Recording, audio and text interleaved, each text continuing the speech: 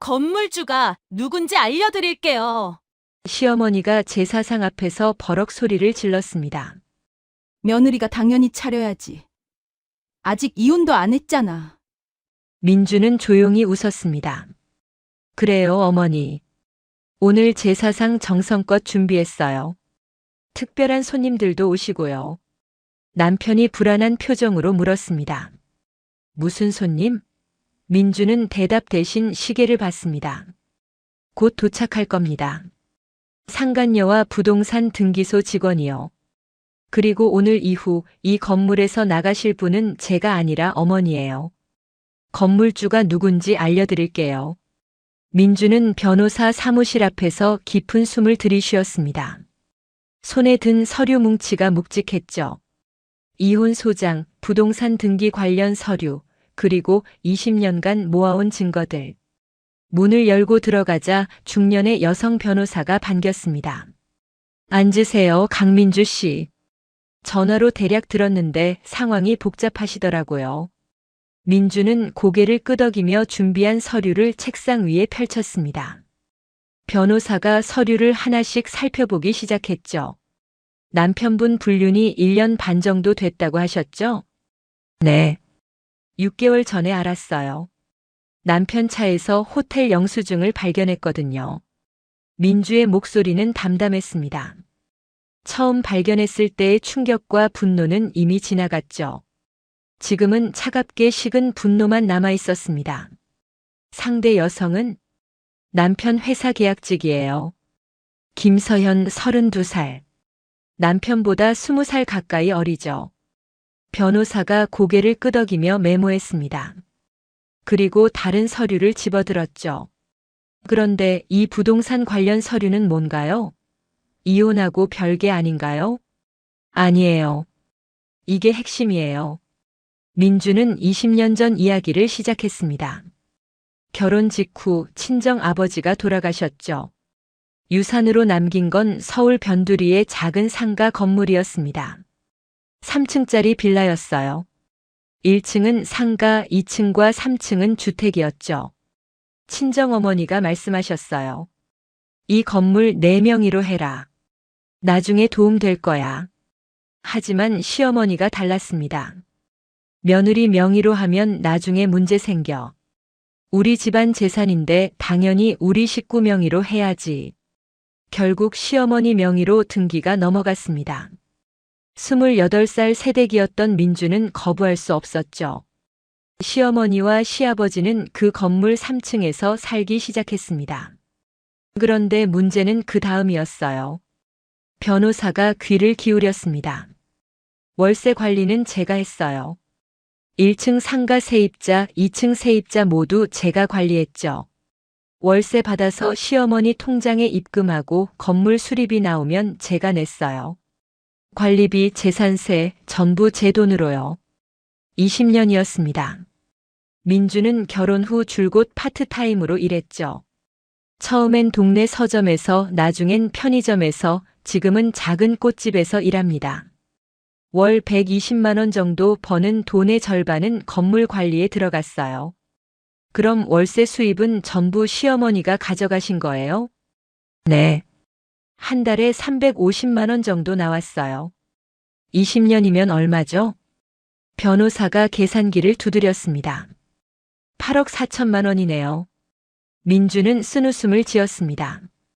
자기 건물에서 나온 월세를 한 푼도 받지 못하고 오히려 관리비만 댔던 20년이었죠. 그런데 이 서류는 뭔가요? 변호사가 낡은 문서를 집어들었습니다. 민주 아버지의 필체가 적힌 유언장이었어요. 친정어머니가 돌아가시기 직전에 주셨어요. 아버지가 남기신 거라고요. 거기 적혀 있죠. 건물은 딸 민주에게. 증여세는 납부하셨나요? 당시에 시아버지가 대신 내셨어요. 그래서 명의를 시어머니 앞으로 했다고 하더라고요. 변호사가 서류를 꼼꼼히 살폈습니다. 한참을 들여다보더니 고개를 끄덕였죠. 승산 있어요. 원소유주 증명과 증여 의사가 명확하니까요. 다만 시간이 좀 걸릴 거예요. 얼마나요? 빠르면 3개월, 길면 6개월. 민주는 계산했습니다. 아버지 제사가 2달 후였어요. 시어머니는 벌써부터 제사 준비를 독촉하고 있었죠. 그때까지 가능할까요? 노력해 볼게요. 그런데 왜 하필 제사 때 하시려고요? 민주는 지난주에 있었던 일을 떠올렸습니다. 이혼 소장을 접수하고 집으로 돌아오는 길이었죠. 시어머니한테서 전화가 왔습니다. 민주야, 아버지 제사 2달 남았다. 네, 어머니. 올해도 제대로 준비해야지. 친척들 많이 온다고 했어. 민주는 숨을 깊이 들이쉬었습니다. 어머니, 저 이혼 소송 중이에요. 전화기 너머로 침묵이 흘렀습니다. 그리고 시어머니가 말했죠. 그게 그거하고 무슨 상관이야? 민주는 귀를 의심했습니다. 어머니, 제 말 들으셨어요? 이혼 소송 중이라고요. 들었어. 그래서? 아직 이혼 안 했잖아. 아직 우리 집 며느리지. 목소리는 단호했습니다. 차갑고 냉정했죠. 제사는 제사고 이혼은 이혼이야. 당연히 내가 차려야지. 며느리 도리 아니냐? 민주는 그 순간 깨달았습니다. 시어머니에게 자신은 사람이 아니라 도구였다는 것을요. 알겠습니다. 제사상 차리겠습니다. 그래, 잘 생각했어.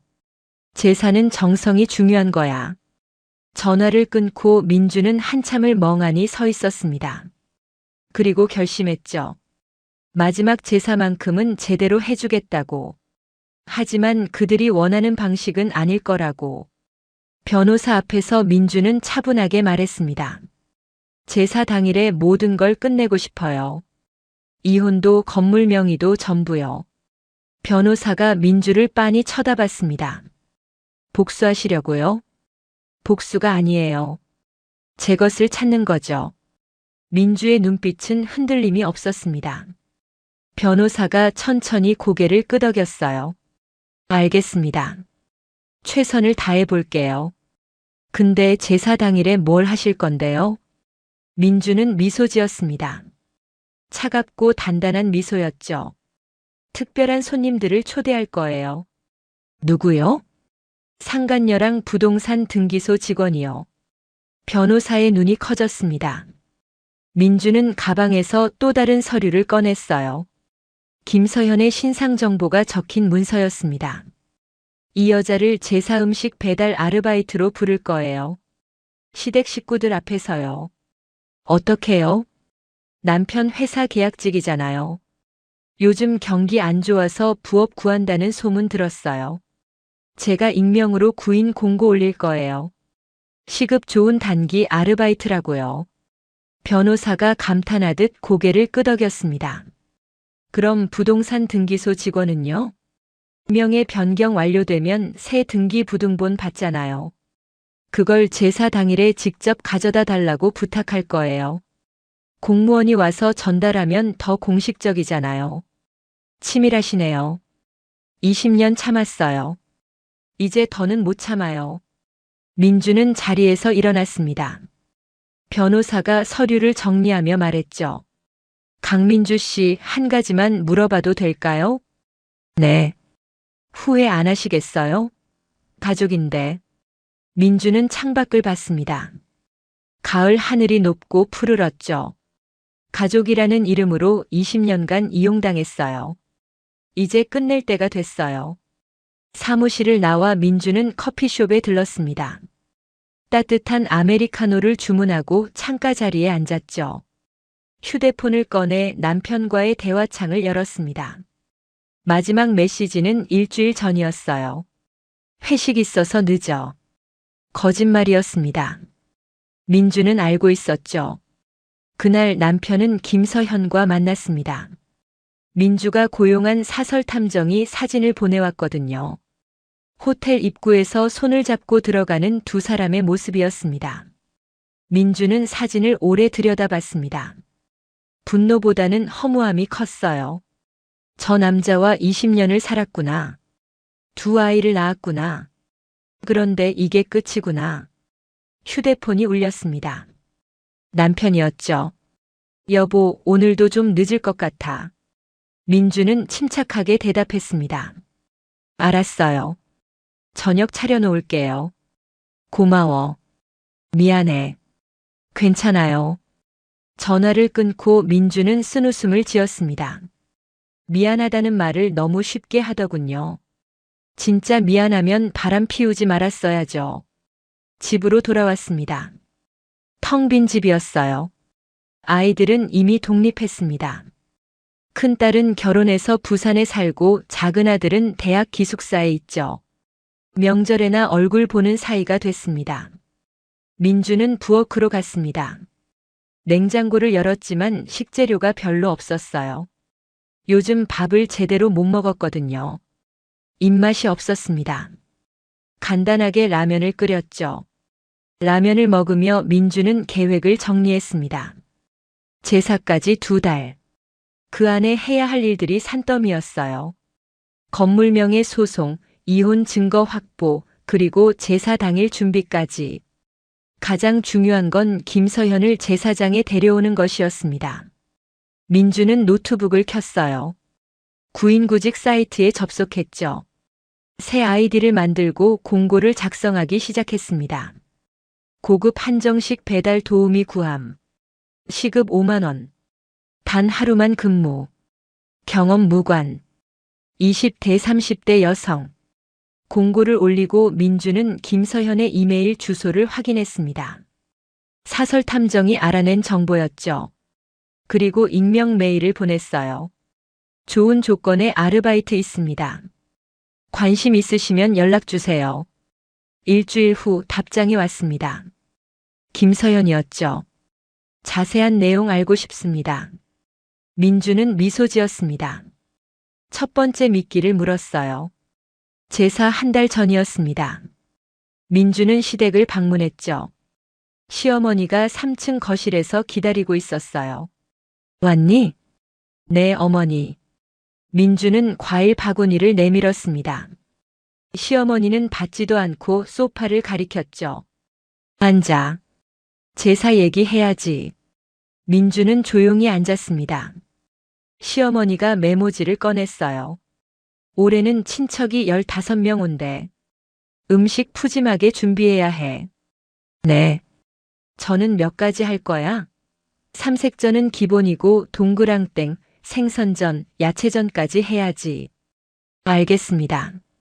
나물도 5가지는 해야 해. 시금치, 고사리, 도라지, 콩나물, 숙주나물. 민주는 시어머니가 하는 말을 하나하나 받아 적었습니다. 20년간 해온 일이었죠. 이번이 마지막이라는 걸 알면서도 습관처럼 메모했어요. 탕은 3가지. 육개장, 갈비탕, 북어국. 알았지? 네, 어머니. 과일도 제철 과일로 준비하고. 사과, 배, 밤, 대추, 감 다 챙겨. 시어머니는 한참을 제사 음식 목록을 늘어놓았습니다. 민주는 묵묵히 듣고만 있었죠. 그리고 제삿날 아침 일찍 와서 상 차려. 제사 시간이 오전 11시니까 9시까지는 와야 해. 어머니, 이번엔 출장 음식을 시킬까 해요. 시어머니 얼굴이 굳어졌습니다. 뭐? 출장 음식? 요즘 다들 그렇게 한대요. 편하고 음식도 좋다고. 안 돼. 제사는 정성이야. 며느리가 직접 만들어야지. 하지만 어머니, 저도 이제 나이가 뭐? 겨우 48인데. 나도 그 나이 때 제사 음식 혼자 다 했어. 민주는 더 말하지 않았습니다. 어차피 소용없다는 걸 알았거든요. 알겠습니다. 직접 만들게요. 그래야지. 시댁 제사인데 당연한 거 아니냐? 시어머니는 만족스러운 표정이었습니다. 민주가 순순히 따른다고 생각했죠. 그리고 말이야. 시어머니가 다시 입을 열었습니다. 제사 끝나고 친척들이랑 식사할 건데 그것도 내가 차려야지. 네. 된장찌개랑 김치찌개 끓이고 반찬도 여러 가지 준비해. 알겠습니다. 민주는 일어섰습니다. 더 있을 이유가 없었어요. 그럼 어머니, 저 이만 가볼게요. 벌써? 저녁이나 먹고 가지. 남편이 기다려요. 거짓말이었습니다. 남편은 지금쯤 김서현과 만나고 있을 테니까요. 하지만 시어머니는 알 리 없었죠. 그래, 가봐. 제사 준비 잘하고. 네. 민주는 시댁을 나왔습니다.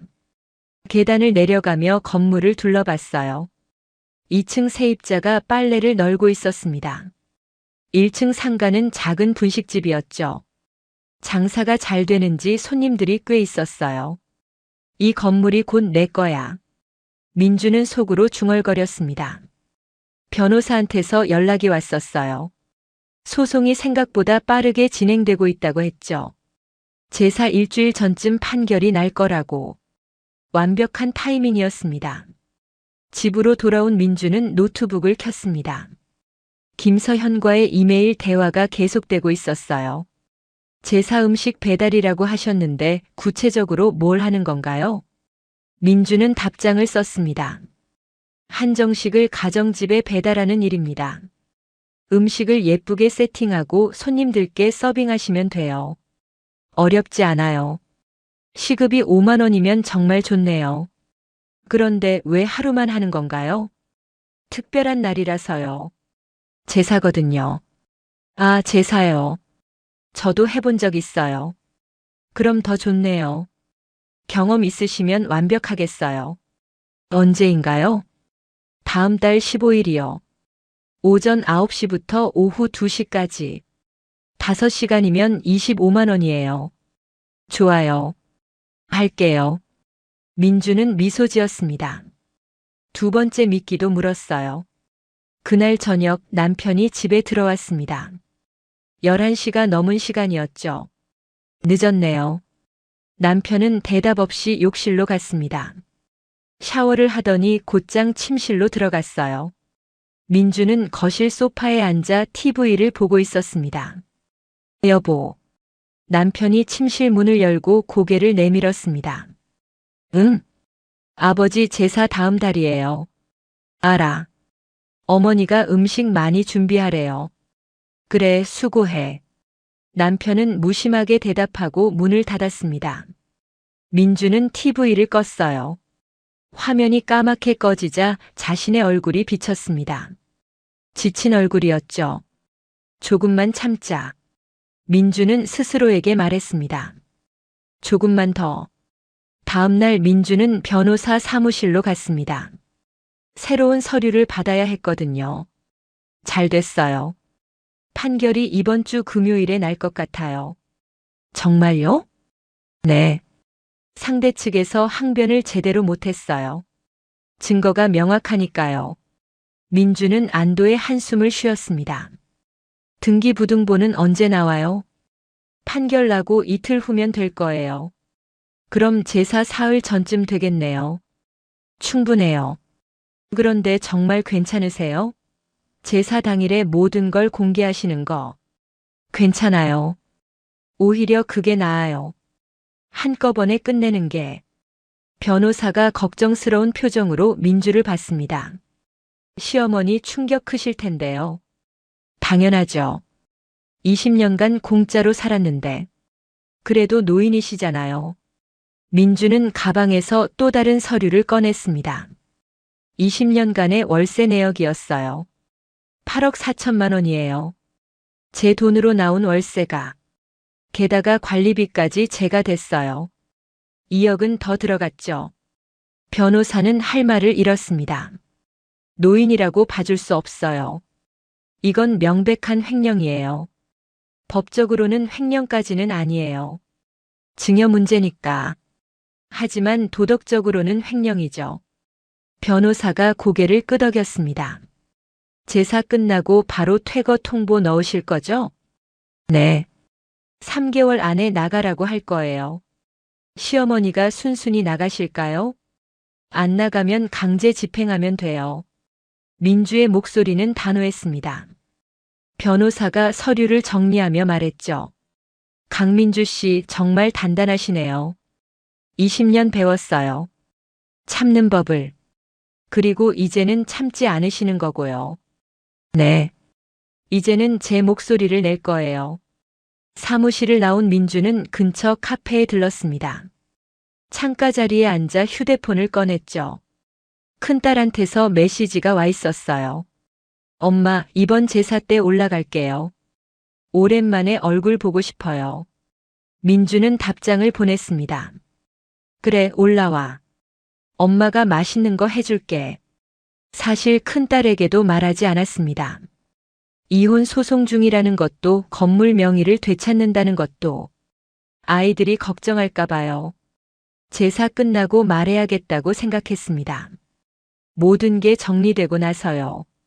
민주는 커피를 마시며 창밖을 봤습니다. 사람들이 바쁘게 오가고 있었어요. 저마다의 삶을 살아가는 모습들이었죠. 나도 이제 내 삶을 살 거야. 민주는 속으로 다짐했습니다. 누구의 며느리가 아니라, 누구의 아내가 아니라 강민주로. 제사 일주일 전이었습니다. 변호사한테서 전화가 왔죠. 강민주 씨, 판결 났어요. 민주는 숨을 멈췄습니다. 어떻게 됐어요? 승소했어요. 건물 명의를 강민주 씨 앞으로 환원하라는 판결이에요. 정말요? 네. 축하드려요. 민주는 그 자리에 주저앉았습니다. 다리에 힘이 풀렸어요. 20년 만이었습니다. 드디어 제 것을 찾았죠. 등기부등본은 언제 나와요? 모레까지 나올 거예요. 제가 직접 등기소에 가서 받아올게요. 아니에요. 제사 당일에 가져다 주실 수 있어요? 제사 당일요? 네. 시댁에서 하는 제사거든요. 거기로 직접 가져다 주세요. 변호사가 잠시 망설였습니다. 그게 좋을까요? 시어머니가 그 자리에 계실 텐데.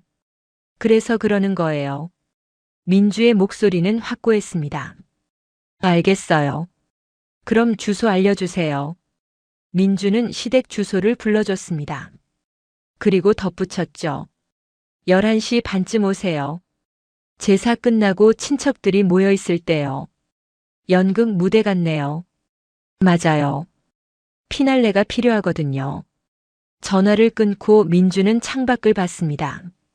해가 밝았어요. 가을 햇살이 따스했죠. 이제 일주일만 더 참으면 돼. 같은 시각 김서현도 제사 준비를 하고 있었습니다. 민주가 보낸 이메일을 다시 확인했죠. 제사 당일 아침 9시에 주소로 오시면 됩니다. 한복은 준비 안 하셔도 되고요. 깔끔한 옷으로 오세요. 서현은 옷장을 열었습니다. 뭘 입어야 할지 고민했어요. 너무 화려하면 안 되고 그렇다고 너무 수수하면 성의 없어 보이고 검은색 블라우스와 회색 치마를 꺼냈습니다. 무난한 조합이었죠. 25만 원이면 꽤 큰 돈인데 서현은 요즘 돈이 필요했습니다. 계약직이라 월급이 많지 않았거든요. 게다가 최근에 명품 가방을 샀어요. 남편이 아니, 동호 오빠가 사주겠다고 했지만 부담스러워서 직접 샀죠. 휴대폰을 보니 동호한테서 메시지가 와 있었습니다. 서현아, 이번 주말에 보기 힘들 것 같아. 집안일이 있어서. 서현은 아쉬웠지만 이해했습니다. 동호는 유부남이니까요. 가끔은 가정일도 챙겨야죠. 괜찮아요, 오빠. 저도 주말에 아르바이트 있어요. 아르바이트? 무슨? 음식 배달이요. 시급 좋아서요.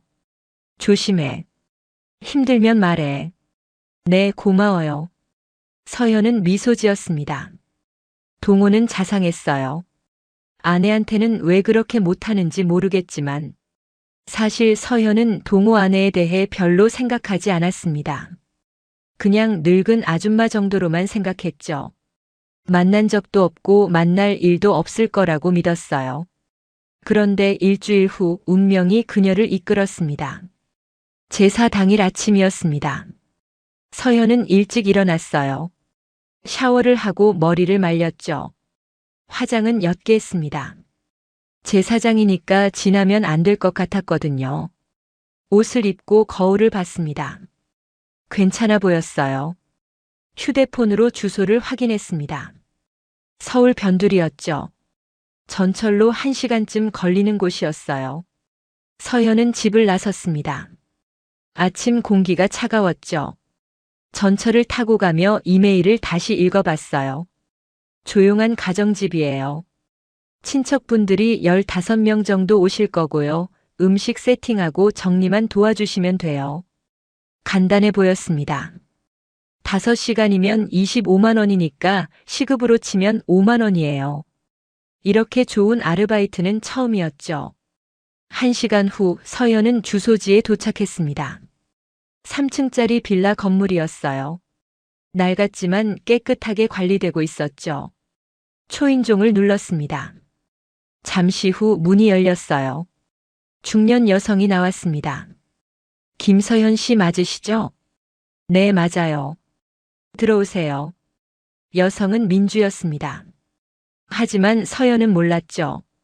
이 사람이 동호 아내라는 걸. 민주는 서연을 거실로 안내했습니다. 이미 제사상이 차려져 있었어요. 음식이 가득했죠. 와, 음식 정말 많네요. 오늘 친척분들이 많이 오셔서요. 제가 뭘 도와드리면 될까요? 일단 앉아서 기다리세요. 곧 시작할 거예요. 서현은 구석에 앉았습니다. 민주는 부엌으로 갔죠. 잠시 후 사람들이 들어오기 시작했습니다. 노인, 중년 부부, 아이들까지 다양했어요. 모두 검은색 옷을 입고 있었죠. 그리고 한 남자가 들어왔습니다. 서현은 그 남자를 보고 얼어붙었습니다. 동호였습니다. 동호도 서현을 봤습니다. 얼굴이 하얗게 변했죠.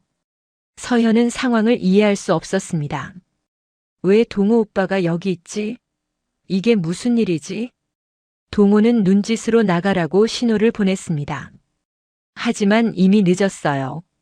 민주가 거실로 들어왔습니다. 시어머니와 함께였죠. 어머니, 제사 곧 시작할게요. 그래. 음식 참 잘 차렸네. 시어머니는 제사상을 흡족하게 바라봤습니다. 그리고 구석에 앉은 서연을 봤죠. 저 사람은 누구니? 오늘 도와주러 온 분이에요. 아, 그래. 수고하네. 시어머니는 별 관심이 없었습니다. 하지만 동호는 달랐죠. 땀을 흘리며 민주를 쳐다봤어요. 민주는 남편과 눈이 마주쳤습니다. 그리고 미소 지었죠. 차갑고 단호한 미소였어요. 여러분, 제사 시작하겠습니다. 사람들이 제사상 앞에 모였습니다. 동호가 제주로서 절을 올렸죠. 손이 떨렸습니다. 서현은 구석에서 지켜봤습니다. 머릿속이 복잡했어요. 이게 동호 오빠 집안 제사였다니. 그럼 여기가 시댁이고 저 노인이 시어머니고. 그럼 아까 그 여자는? 서현은 민주를 봤습니다. 민주도 서현을 보고 있었죠. 두 사람의 시선이 공중에서 만났습니다. 그 순간 서현은 깨달았습니다. 저 여자가 동호 오빠 아내구나. 제사가 시작됐습니다. 동호가 떨리는 손으로 술을 따랐죠. 땀이 이마에 맺혔어요. 시어머니가 옆에서 지켜봤습니다. 동호야, 정신 차려. 손이 왜 떨려? 죄송합니다, 어머니. 아버지 제사인데 제대로 해야지. 네. 동호는 고개를 숙이고 절을 올렸습니다. 친척들도 함께 절했죠. 서현은 구석에 서서 지켜봤어요. 가슴이 두근거렸습니다. 이 상황에서 어떻게 빠져나가지? 하지만 문은 닫혀 있었습니다. 사람들로 가득 찬 거실에서 혼자 나가기엔 너무 눈에 띄었죠. 민주는 부엌과 거실을 오가며 음식을 챙겼습니다. 시어머니가 물었어요. 민주야, 음식 더 있지? 네, 어머니. 부엌에 많아요. 다행이네. 친척들 많이 먹을 텐데. 민주는 고개를 끄덕였습니다. 그리고 서연을 봤죠. 서연 씨, 잠깐 나와보세요. 서연은 놀라며 일어났습니다. 민주를 따라 부엌으로 갔죠. 문을 닫자 민주가 말했습니다. 놀랐죠? 서연은 대답할 수 없었습니다. 목이 메었거든요. 제 남편이랑 사귀는 거 알아요. 서연의 얼굴이 하얗게 변했습니다. 저는 변명 안 해도 돼요. 다 알아요. 민주는 차분했습니다. 화난 것 같지도 슬퍼 보이지도 않았어요. 그게 더 무서웠죠. 왜 저를 여기 부르신 거예요? 보여주고 싶었어요. 당신이 망가뜨린 가정을요. 서연은 고개를 떨궜습니다. 죄송해요. 죄송하다고 해서 되는 게 아니에요. 알아요. 하지만 오늘은 용서할게요. 서연이 고개를 들었습니다. 민주가 미소 지었죠. 대신 제사 끝까지 여기 있으세요. 그리고 지켜보세요. 제가 뭘 하는지. 무슨 말씀이세요? 곧 알게 될 거예요. 민주는 부엌 문을 열고 나갔습니다. 서현은 그 자리에 멍하니 서 있었어요. 거실에서는 제사가 끝나고 상을 물리는 중이었습니다. 시어머니가 친척들에게 말했죠. 자, 이제 식사합시다. 민주가 음식 많이 준비했어요. 사람들이 자리에 앉았습니다. 민주와 서연이 음식을 날랐어요. 탕, 전, 나물, 밥까지 상이 가득 찼죠. 오늘 음식 정말 맛있네. 민주가 손이 좋아. 우리 며느리 요리 솜씨는 최고야. 시어머니가 자랑스럽게 말했습니다. 민주는 웃으며 고개를 숙였어요. 감사합니다, 어머니. 동호는 밥을 먹는 척했지만 입으로 넘어가지 않았습니다. 서연이 자꾸 눈에 들어왔거든요. 민주도 무슨 생각을 하는지 알 수 없었죠. 식사가 한창일 때였습니다. 초인종이 울렸어요. 누구지? 시어머니가 의아해했습니다. 민주가 일어났죠. 제가 나가볼게요. 민주는 문을 열었습니다. 변호사가 서 있었어요. 강민주 씨 가져왔어요. 변호사는 서류 봉투를 건넸습니다. 민주가 받아들었죠. 감사합니다. 괜찮으시겠어요? 네. 지금이 딱 좋아요. 민주는 변호사에게 고개를 숙였습니다. 변호사가 돌아가고 민주는 서류를 들고 거실로 들어왔어요. 어머니. 응? 시어머니가 민주를 봤습니다. 잠깐 말씀드릴 게 있어요. 지금 식사 중인데 중요한 얘기예요. 민주의 목소리가 단호했습니다. 시어머니가 수저를 놓았죠. 뭔데 그래? 친척들도 민주를 쳐다봤습니다. 동호는 불안한 표정이었어요. 민주는 서류 봉투를 테이블 위에 놓았습니다. 이게 뭐니? 등기부등본이에요. 등기부등본? 왜 갑자기? 이 건물 등기부등본이요. 시어머니의 표정이 변했습니다. 이 건물이 왜? 민주는 봉투를 열었습니다. 서류를 꺼내 펼쳤죠. 여기 보세요. 소유자 이름이요. 시어머니가 서류를 들여다봤습니다. 눈이 커졌어요. 이게 무슨 소리야? 이 건물 주인이 저예요. 이제는요. 친척들이 웅성거렸습니다. 동호가 일어섰죠. 여보, 이게 무슨 짓이야? 짓이 아니에요. 원래 제 거였어요. 민주는 차분하게 설명했습니다. 20년 전 친정아버지가 이 건물을 제게 주셨어요. 하지만 어머니가 명의를 가져가셨죠. 이제 법원에서 판결이 났어요. 원소유주에게 돌려주라고요. 시어머니가 벌떡 일어났습니다. 말도 안 돼. 이 건물은 우리 거야. 아니에요. 제 친정아버지 유산이에요. 그럼 뭐 어쩌라고? 지금 우리 보고 나가라는 거야? 민주는 고개를 끄덕였습니다. 네. 3개월 안에 나가주세요. 거실이 술렁였습니다. 친척들이 서로 눈치를 봤죠. 미쳤어? 우리가 20년을 여기서 살았는데? 알아요. 그래서 3개월 드리는 거예요. 시어머니가 소리쳤습니다. 동호야, 내 아내 좀 말려. 이게 무슨 짓이야? 동호는 아무 말도 하지 못했습니다. 민주가 남편을 봤죠. 당신도 알았잖아요. 이 건물이 제 친정 유산이라는 거. 그래도 그렇지. 어떻게 어머니를 내쫓아? 20년간 월세 8억 4천만 원 받아가셨어요. 관리비는 제가 댔고요. 충분히 사셨죠. 민주의 목소리는 흔들림이 없었습니다. 너 정말 이럴 거야? 시어머니가 울먹였습니다. 네. 이제 제 인생 살 거예요. 그 순간 동호가 소리쳤습니다. 이혼하자고 해서 이러는 거야? 그래, 알았어. 이혼해주지. 민주는 남편을 차갑게 쳐다봤습니다. 이혼은 이미 소송 중이에요. 그리고 이건 이혼하고 별개예요. 뭐? 이 건물은 제 거예요. 당신이랑 상관없어요. 동호가 할 말을 잃었습니다. 친척들 앞에서 완전히 무너졌죠. 시어머니가 주저앉았습니다. 민주야, 제발. 우리가 어디 가서 살아? 어디든 가세요. 3개월이면 충분하잖아요. 시어머니가 울기 시작했습니다. 하지만 민주는 흔들리지 않았어요. 그리고 한 가지 더 보여드릴 게 있어요. 민주는 서연을 가리켰습니다. 저분이 누군지 아세요? 친척들이 서연을 봤습니다. 서연은 얼굴이 새하얗게 질렸어요. 저분은 제 남편 여자친구예요. 거실이 조용해졌습니다. 친척들이 서연을 뚫어지게 쳐다봤죠. 시어머니가 서연을 봤어요. 뭐라고? 남편이 1년 반 동안 만난 여자예요. 시어머니의 얼굴이 일그러졌습니다. 동호를 돌아봤죠. 동호야, 이게 사실이야? 동호는 고개를 숙였습니다. 대답할 수 없었어요. 대답해. 사실이야, 아니야? 시어머니가 소리쳤습니다.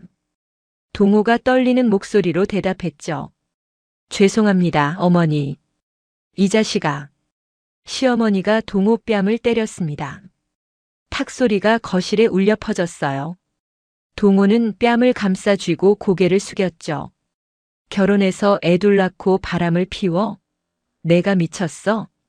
어머니, 죄송합니다. 죄송하면 다야? 선영이한테 뭔 짓이야? 시어머니가 울먹였습니다. 친척들도 웅성거렸죠. 저런, 동호가 그럴 줄은 몰랐네. 아내가 얼마나 고생했는데. 민주는 조용히 지켜봤습니다. 시어머니가 자기 편이 된 건 처음이었어요. 하지만 이제 와서 소용없었죠. 시어머니가 서연에게 다가갔습니다. 당신이 뭔데 남의 남편을 꼬셔? 서연은 고개를 들 수 없었습니다. 눈물이 뺨을 타고 흘렀어요. 나이가 몇인데 유부남을 만나? 32살이에요. 시어머니가 비웃었습니다.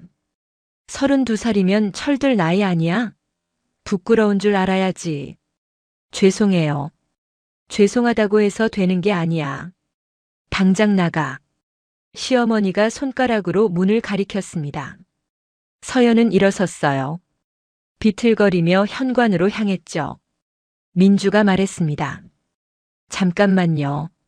서연이 멈춰 섰습니다. 민주가 다가왔어요.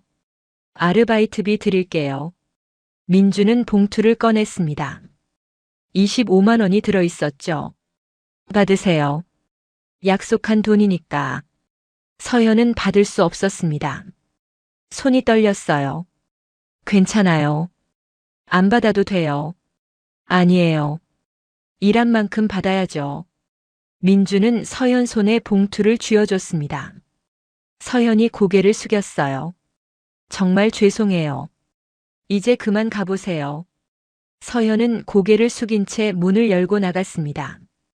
계단을 내려가는 발소리가 멀어졌죠. 민주는 거실로 돌아왔습니다. 시어머니가 주저앉아 울고 있었어요. 내가 뭘 잘못했길래 이런 며느리를 만나고 이런 아들을 뒀을까? 민주는 차갑게 대답했습니다. 어머니는 잘못한 게 없어요. 뭐?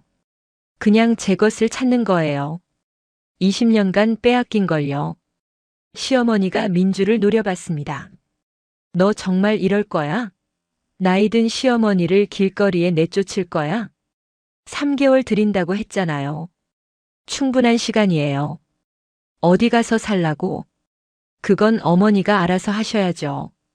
민주의 목소리는 단호했습니다. 시어머니가 동호를 봤어요. 동호야, 내가 좀 말려. 제발. 동호는 아무 말도 하지 못했습니다. 민주가 남편을 봤죠. 당신도 나가세요. 뭐? 이 집 제 거예요. 당신 있을 곳 없어요. 여보, 우리 집이잖아. 아니에요. 제 집이에요. 등기부등본 못 봤어요? 동호가 서류를 집어들었습니다. 확인하더니 얼굴이 굳어졌죠. 이게 진짜야? 진짜예요. 법원 판결 났어요. 그럼 나는 어디 가서 살아? 원룸이든 어디든 알아서 구하세요. 민주는 냉정했습니다. 동호가 소리쳤죠. 20년을 같이 살았는데 이럴 수 있어?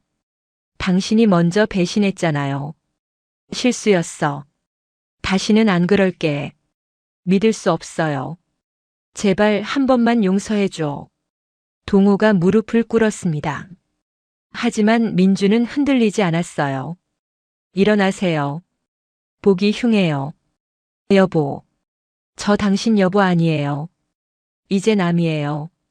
민주는 돌아섰습니다. 부엌으로 들어가 물을 마셨죠. 손이 떨렸습니다. 해냈어. 민주는 속으로 중얼거렸습니다. 드디어 해냈어. 거실에서는 여전히 소란스러웠습니다. 시어머니가 울고 동호가 민주를 설득하려 했죠. 하지만 민주는 부엌에서 나오지 않았어요. 친척들이 하나둘 일어났습니다.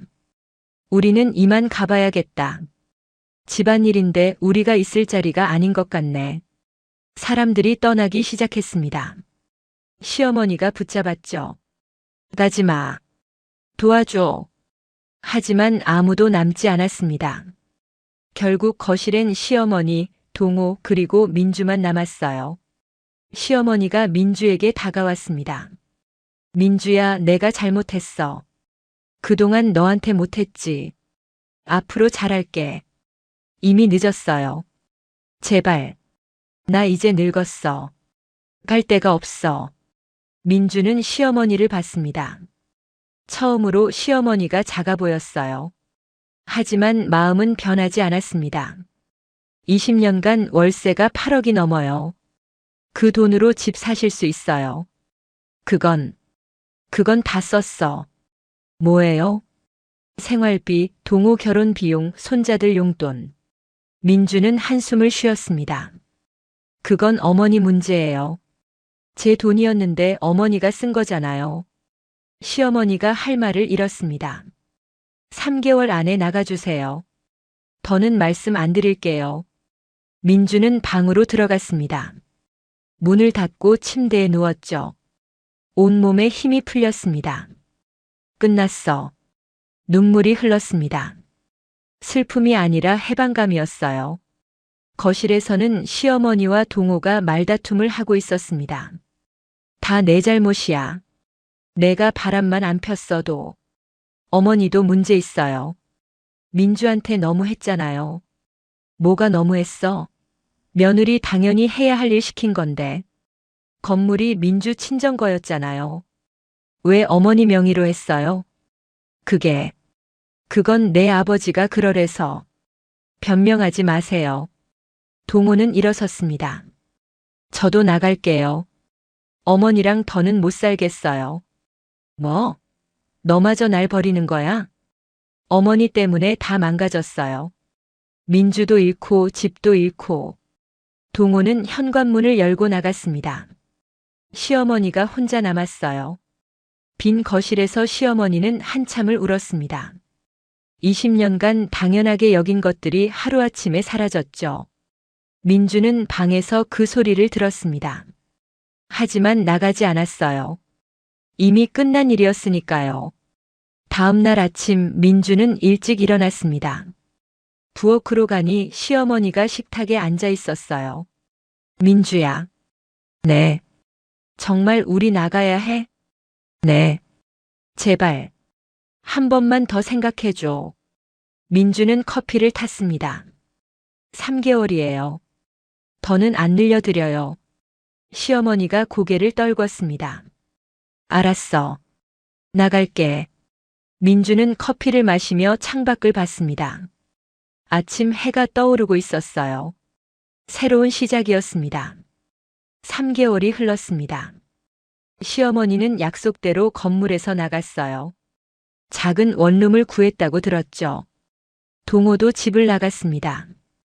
회사 근처 고시원에 산다고 했어요. 이혼 조정이 진행 중이었습니다. 민주는 건물 3층으로 올라갔습니다. 시어머니가 살던 공간이었죠. 텅 비어 있었어요. 창문을 열었습니다. 먼지가 날렸죠. 청소를 시작했습니다. 걸레질을 하고 바닥을 닦았어요. 몇 시간 후 집이 깨끗해졌습니다. 민주는 거실 한가운데 앉았죠. 햇살이 창문으로 들어왔어요. 이제 내 공간이야. 민주는 미소 지었습니다. 20년 만에 자기만의 공간을 가졌어요. 휴대폰이 울렸습니다. 큰딸이었죠. 엄마, 나 주말에 올라갈게. 그래, 올라와. 엄마 괜찮아? 아빠랑 이혼한다며? 괜찮아. 오히려 홀가분해. 엄마 혼자 사는 거 힘들지 않아? 안 힘들어. 자유로워. 큰딸이 웃었습니다. 엄마 목소리 밝아졌다. 다행이야. 전화를 끊고 민주는 건물을 둘러봤습니다. 1층 상가는 새 세입자를 구해야 했어요. 2층도 곧 계약이 끝났죠. 민주는 부동산에 연락했습니다. 새 세입자 구하고 싶은데요. 보증금이랑 월세 어떻게 하실 건가요? 보증금 3천, 월세 150으로 할게요. 조건 좋네요. 금방 구할 수 있을 거예요. 일주일 후 새 세입자가 들어왔습니다. 젊은 부부였어요. 신혼부부라고 했죠. 집 정말 좋네요. 마음에 드셨다니 다행이에요. 사모님이 건물 주세요? 네. 혼자 관리하세요? 네, 혼자요. 대단하시네요. 민주는 웃었습니다. 대단한 게 아니었어요. 원래 제 거였을 뿐이죠. 한 달 후 이혼 조정이 끝났습니다. 법원에서 최종 판결이 났어요. 위자료 5천만 원, 재산 분할 없음. 동호가 항변했지만 소용없었습니다. 집이 민주 명의였으니까요. 법원을 나오며 민주는 동호를 마주쳤습니다. 여보. 아니, 민주 씨. 뭐예요? 미안해. 이제 와서 미안하다고 해봤자 소용없어요. 알아. 그래도 하고 싶었어. 동호는 초라해 보였습니다. 살이 빠졌고 수염도 제대로 안 깎았어요. 잘 살아요. 민주는 그렇게 말하고 돌아섰습니다. 뒤돌아보지 않았죠. 집으로 돌아와 민주는 소파에 앉았습니다. 조용한 집이었어요. 하지만 외롭지 않았죠. 휴대폰으로 통장을 확인했습니다. 월세가 들어와 있었어요. 300만 원이었습니다. 이제 이 돈은 내 거야. 민주는 계획을 세웠습니다. 월세로 생활하고 일도 계속할 거예요. 돈을 모아서 건물을 리모델링하고 싶었죠. 며칠 후 변호사한테서 연락이 왔습니다. 강민주 씨 축하드려요. 모든 절차 끝났어요. 고마워요. 변호사님 덕분이에요. 아니에요. 강민주 씨가 잘하신 거예요. 앞으로 뭐 하실 거예요? 민주는 창밖을 봤습니다. 제 인생 살 거예요. 좋은 선택이에요. 전화를 끊고 민주는 커피를 탔습니다. 베란다에 나가 마셨죠. 가을 바람이 시원했어요. 휴대폰이 울렸습니다. 모르는 번호였죠. 여보세요? 민주 씨죠? 저 김서현이에요. 민주는 놀랐습니다. 무슨 일이에요? 사과하고 싶어서요. 제대로 못했잖아요. 괜찮아요. 이미 끝난 일이에요. 제가 정말 잘못했어요. 돌이킬 수 있다면 돌이키고 싶어요. 돌이킬 수 없어요. 알아요. 그래도 말하고 싶었어요. 잠시 침묵이 흘렀습니다. 서현 씨. 네. 행복하게 사세요. 하지만 다시는 유부남 만나지 마세요. 네. 명심할게요. 전화가 끊어졌습니다. 민주는 휴대폰을 내려놨어요. 용서는 아니었습니다. 하지만 더 이상 미워하지도 않았죠. 주말이 됐습니다. 큰딸이 올라왔어요. 작은 아들도 기숙사에서 나왔죠. 엄마. 큰딸이 민주를 껴안았습니다. 보고 싶었어. 나도. 작은 아들도 다가왔습니다. 엄마 많이 힘들었지? 괜찮아. 이제 다 지났어. 셋이서 식탁에 앉았습니다. 민주가 만든 저녁이었어요. 엄마 요리 오랜만이다. 맛있게 먹어. 아이들이 밥을 먹으며 물었습니다. 엄마 앞으로 뭐 할 거예요? 민주는 웃었습니다. 일단 건물 관리하고 일도 계속할 거야. 힘들지 않아요? 안 힘들어. 오히려 재밌어. 큰딸이 고개를 끄덕였습니다. 엄마 표정 밝아졌어요. 예전보다 훨씬 좋아 보여요. 그래? 네. 자유로워 보여요. 민주는 아이들을 바라봤습니다. 걱정스러운 표정이었지만 이해해주고 있었어요. 미안해. 엄마가 이혼해서. 아니에요. 아빠가 잘못한 거잖아요. 그래도 너희한테 미안해. 괜찮아요, 엄마. 오히려 잘하셨어요. 작은 아들이 민주 손을 잡았습니다. 참고 사는 것보다 나아요. 민주는 눈물이 났습니다. 아이들이 이렇게 컸구나 싶었죠. 고마워. 그날 밤 아이들은 2층에서 잤습니다. 민주는 3층 거실에 앉아 있었어요. 창밖으로 달이 떠올랐습니다. 밝은 달이었죠. 민주는 생각했습니다. 20년이 허무하게 느껴질 수도 있었어요. 하지만 후회는 없었습니다. 그 시간이 있었기에 지금이 있으니까요. 6개월이 지났습니다. 겨울이 오고 또 봄이 왔어요. 민주는 건물을 리모델링했습니다. 페인트를 새로 칠하고 낡은 부분을 고쳤죠. 건물이 새 것처럼 변했어요. 1층 상가에 새 가게가 들어왔습니다. 작은 베이커리였어요. 냄새가 좋았죠. 사장님, 빵 하나 주세요. 어서 오세요. 건물 주시죠? 네. 늘 감사해요. 건물 관리 잘해주셔서. 제가 해야죠. 민주는 빵을 사서 3층으로 올라갔습니다. 커피를 타서 빵과 함께 먹었어요. 달콤했습니다. 요즘 민주는 행복했습니다. 매일 아침 일어나면 기분이 좋았어요. 아무도 간섭하지 않았죠.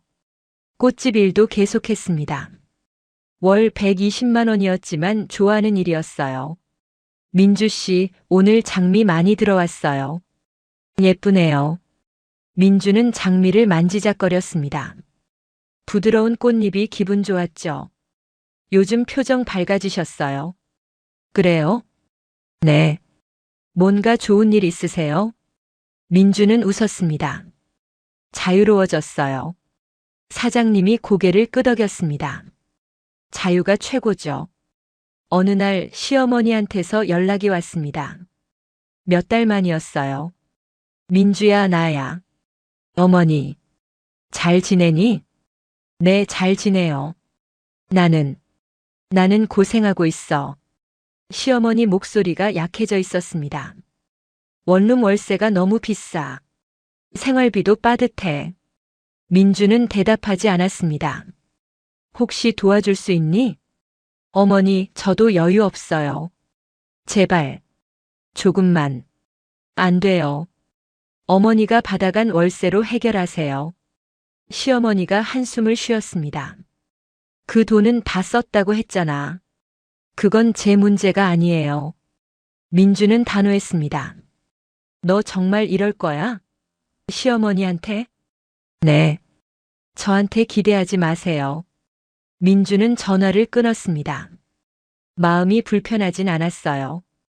이미 선을 그었으니까요. 한 달 후 동호한테서 메시지가 왔습니다.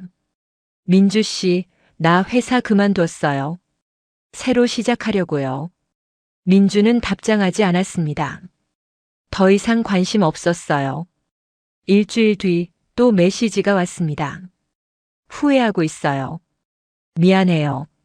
민주는 메시지를 삭제했습니다. 어느 날 민주는 건물 앞 벤치에 앉아 있었습니다. 햇살이 따스했어요. 옆에 누가 앉았습니다. 중년 남자였죠. 여기 자주 오세요? 네, 저 건물주거든요. 아, 그러세요? 여기 동네 좋더라고요. 네. 조용하고 살기 좋아요. 두 사람은 잠시 이야기를 나눴습니다. 남자는 근처 작은 서점을 운영한다고 했어요. 혹시 시간 되시면 서점에 한번 들러보세요. 그럴게요. 남자가 명함을 건넸습니다. 민주는 받아서 주머니에 넣었죠. 며칠 후 민주는 그 서점에 갔습니다. 작지만 아늑한 공간이었어요. 어서 오세요. 남자가 반겼습니다. 구경해도 될까요? 편하게 보세요. 민주는 책을 둘러봤습니다. 소설, 에세이, 시집까지 다양했어요. 한 권을 집어들었습니다. 표지가 예뻤죠? 내용도 좋아 보였어요. 이거 살게요. 좋은 선택이세요. 계산을 하고 민주는 커피도 한 잔 샀습니다. 서점 안작은 테이블에 앉아 책을 읽었어요. 편안했습니다. 남자가 다가왔습니다. 커피 맛있으세요? 네, 맛있어요.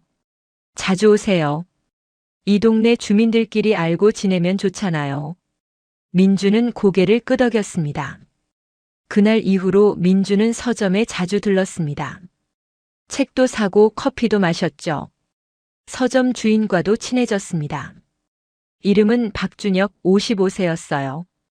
아내와 사별하고 혼자 산다고 했죠. 민주 씨는 가족이 어떻게 되세요? 이혼했어요. 아, 그러세요. 준혁은 더 묻지 않았습니다. 민주도 고마웠어요. 두 사람은 천천히 친구가 됐습니다. 가끔 같이 산책도 하고 밥도 먹었죠. 어느 날 준혁이 물었습니다. 민주 씨, 요즘 행복해 보여요. 그래요? 네. 뭔가 편안한 표정이에요. 민주는 미소 지었습니다. 행복해요. 처음으로요. 좋네요. 준혁도 웃었습니다. 두 사람은 계속 만났습니다.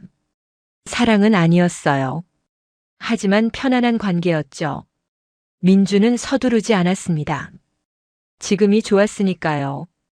1년이 지났습니다. 민주는 이제 완전히 자리를 잡았어요. 건물 관리도 안정됐고 월세 수입도 꾸준했죠. 꽃집 일도 계속했습니다. 어느 날 큰딸이 전화했습니다. 엄마, 나 임신했어. 정말? 응. 다음 달에 병원 가는데 같이 갈래? 물론이지. 민주는 부산으로 내려갔습니다. 딸과 함께 병원에 갔죠. 초음파를 보며 딸이 울었습니다. 엄마, 나 엄마 될 거야. 민주도 울었습니다. 기쁜 눈물이었어요. 잘할 거야. 엄마처럼요? 민주는 딸 손을 잡았습니다. 엄마보다 훨씬 잘할 거야. 집으로 돌아오며 민주는 생각했습니다. 인생이 계속된다는 것을요. 끝이 아니라 새로운 시작이라는 것을. 서울역에 내려 민주는 집으로 향했습니다.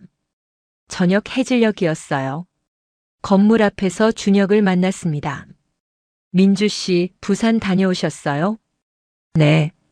딸 보러 갔다 왔어요. 잘 다녀오셨네요. 저녁 드셨어요? 아직이요. 같이 드실래요? 민주는 고개를 끄덕였습니다. 두 사람은 근처 작은 식당에 갔습니다.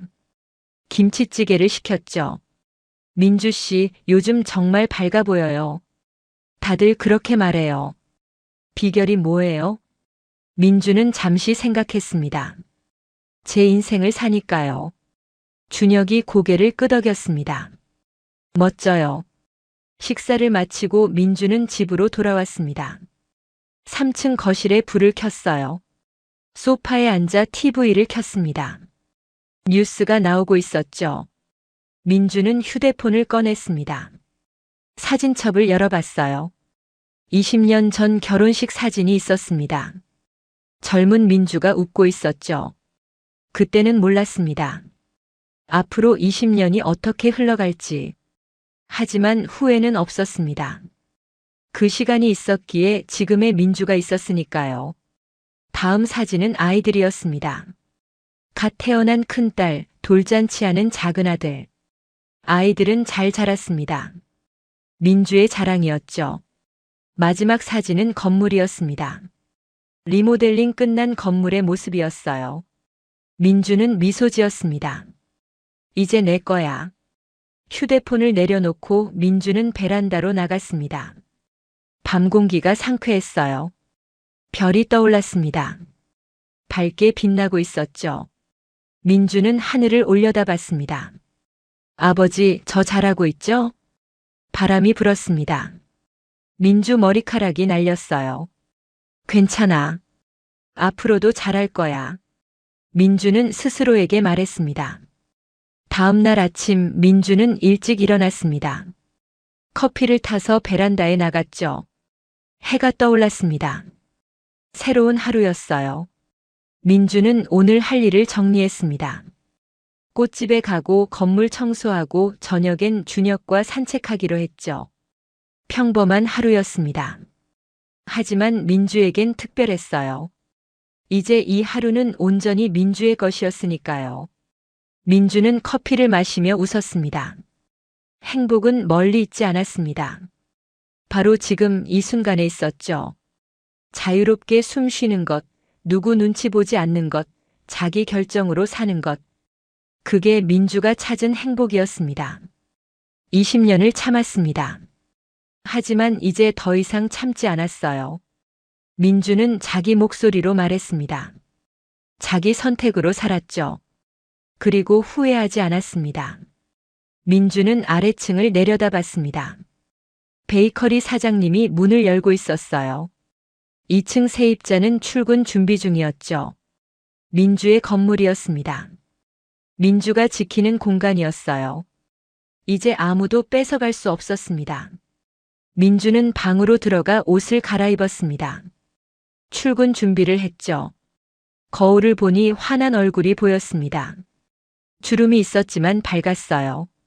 48세 강민주. 건물주, 꽃집 직원, 그리고 무엇보다 자기 인생의 주인. 민주는 가방을 들고 집을 나섰습니다. 계단을 내려가며 생각했습니다. 오늘도 좋은 하루가 될 거야. 그리고 내일도 모레도. 민주의 인생은 이제 시작이었습니다. 진짜 민주로 사는 삶이었죠. 거리로 나서며 민주는 하늘을 올려다봤습니다.